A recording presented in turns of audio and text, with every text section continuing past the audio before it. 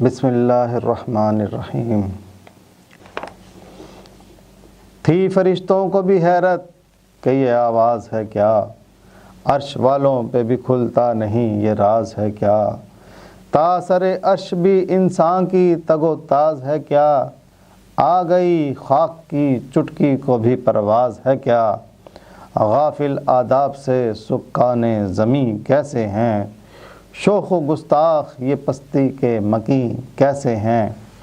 تیسرے بند میں علامہ صاحب کے احتجاج پر ملائکہ میں پھیل جانے والی پریشانی، زوردار آواز سے عرش میں ہلچل مچ جانے، انسان کی دعا میں طاقت اور بلندی پر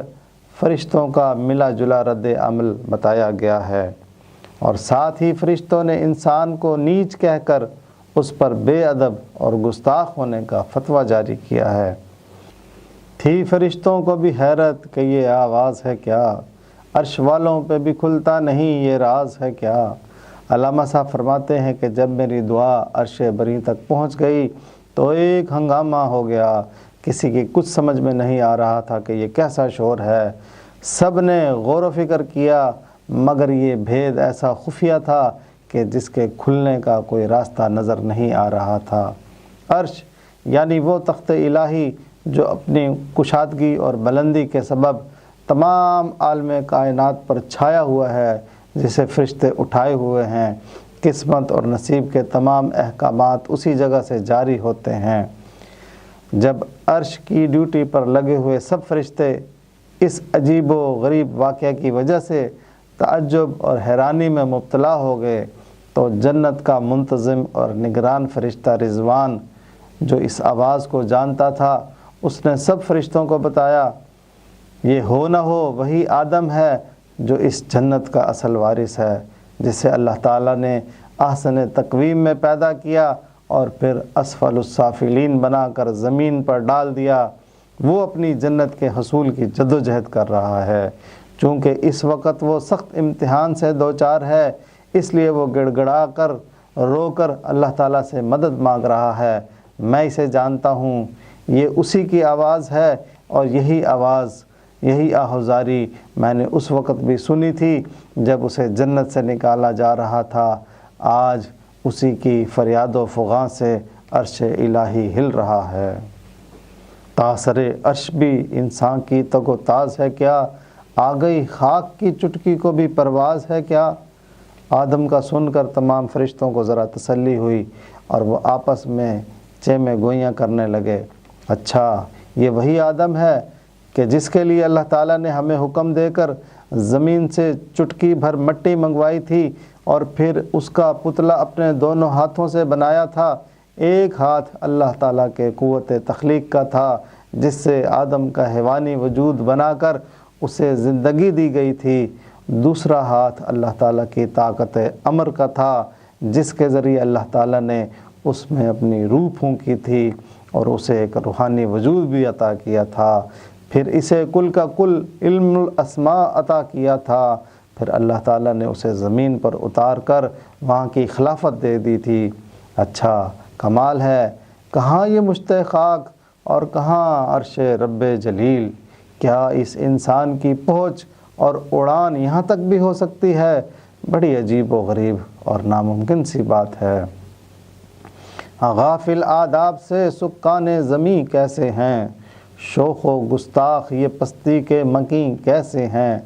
کوئی اور فرشتہ بولا، ہاں ہاں، تھا یہ کبھی اللہ کا چہیتا، اسی لاڑ پیار کی وجہ سے بگڑ گیا تھا اور نافرمان ہو گیا تھا، تو اللہ تعالیٰ نے اسے کائنات کے ایک کونے میں بہت نیچے زمین پر ڈال دیا تھا۔ اب یہ عرش کے ادب و آداب کو بھی فراموش کر چکا ہے اور اس نے بارگاہ الہی میں حاضری کے دستور، قاعدے اور طور طریقے سے بھی بے پرواہی اور غفلت اختیار کر لی ہے۔ نچلی اور پست زمین پر رہ کر یہ بہت زیادہ شوخ، بے باک اور فتنہ انگیز ہو چکا ہے۔ اس قدر شوق کہ اللہ سے بھی برہم ہے، تھا جو مسجود ملائک یہ وہی آدم ہے۔ عالم کیف ہے، دانائے رموز کم ہے، ہاں مگر عجز کے اسرار سے نامحرم ہے، ناز ہے طاقت گفتار پہ انسانوں کو، بات کرنے کا سلیقہ نہیں نادانوں کو۔ چوتھے بند میں بھی فرشتوں کا تنقیدی تبصرہ جاری ہے کہ جس اللہ تعالیٰ نے اسے مسجود ملائک بنایا تھا یہ اسی سے ناراض ہو رہا ہے،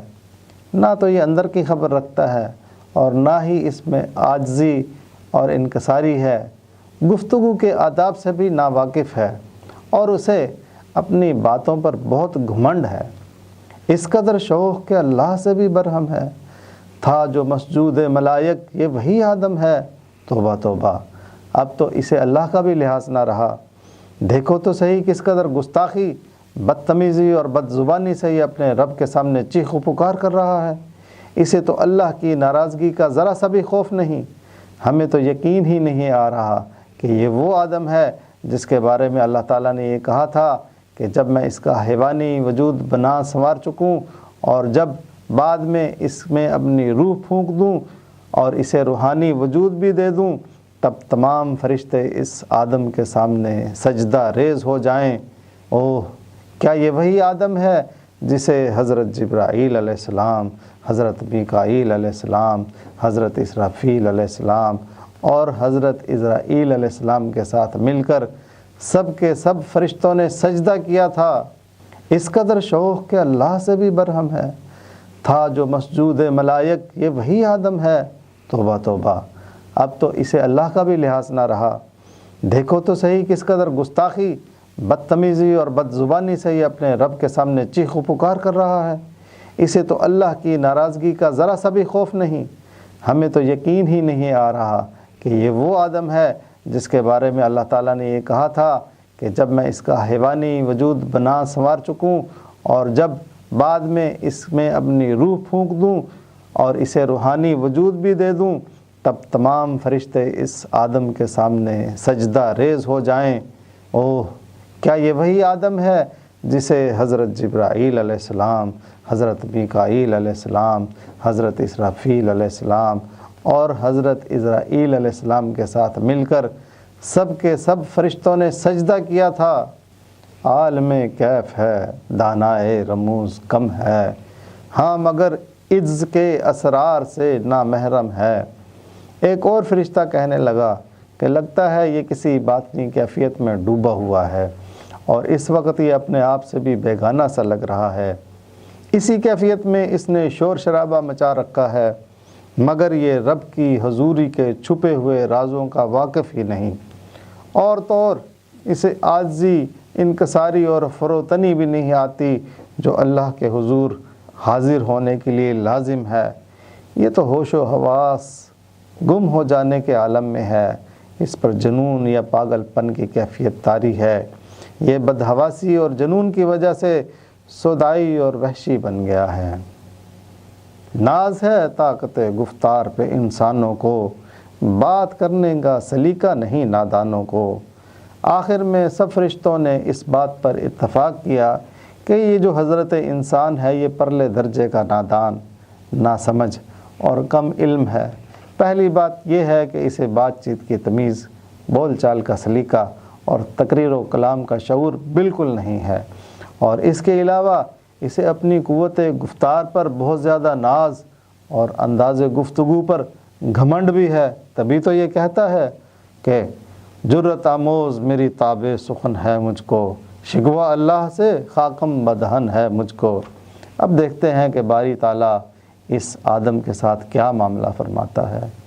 دیکھتے رہیں، کمنٹس کریں اور شیئر کریں۔ اقبال کی آواز عابد کے ساتھ۔